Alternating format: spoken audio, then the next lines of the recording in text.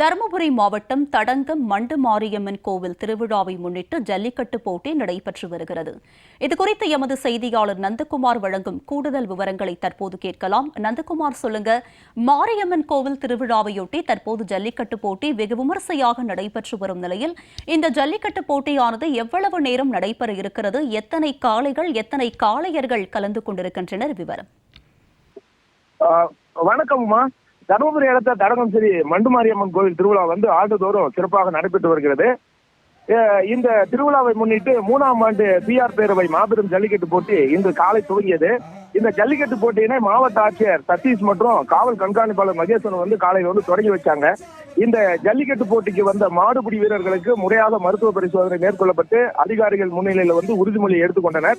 இதனைத் தொடர்ந்து முதலில் கோயில் காளைகள் அவிழ்த்து விடப்பட்டது. தொடர்ந்து தருமபுரி, சேலம், புதுக்கோட்டை, மதுரை, ஈரோடு, கிருஷ்ணகிரி உள்ளிட்ட பல்வேறு மாவட்டங்களில் இருந்து அழைத்து வரப்பட்ட காளைகள் வாடிவாசல் வழியே ஒவ்வொரு காளைகளாக அவிழ்த்து விடப்பட்டு வருகின்றன. ஜல்லிக்கட்டில் சீறி பாய்ந்து வரும் காளைகளை அடக்க மாடுபிடி வீரர்கள் ஆர்வத்துடன் அடக்கி வருகின்றனர். இதில் வெற்றி பெற்ற காளைகளின் உரிமையாளர்களுக்கும் காளையை அடக்கிய வீரர்களுக்கும் சைக்கிள், அண்டா, டிரெஸ்ஸிங் டேபிள், தங்க நாணயம், ரொக்கப்பணம் உள்ளிட்ட பல்வேறு பரிசுகள் குழுவினர்கள் சார்பில் வழங்கப்பட்டு வருகிறது. இந்த ஜல்லிக்கட்டில் சுமார் 600 காளைகளும் 525 மாடுபிடி வீரர்களும் கலந்து கொண்டுள்ளனர். ஜல்லிக்கட்டை பொதுமக்கள் மற்றும் ஜல்லிக்கட்டு ஆர்வலர்கள் கண்டு ரசித்து வருகின்றனர். இந்த ஜல்லிக்கட்டு போட்டியின் பாதுகாப்பு பணியில் மருத்துவத்துறையினரும் தீயணைப்பு துறையினர் 600க்கும் மேற்பட்ட காவல்துறையினர் பாதுகாப்பு பணியில் ஈடுபட்டு வருகின்றனர். உமா, உங்களுடைய விவரங்களுக்கு நன்றி நந்தகுமார்.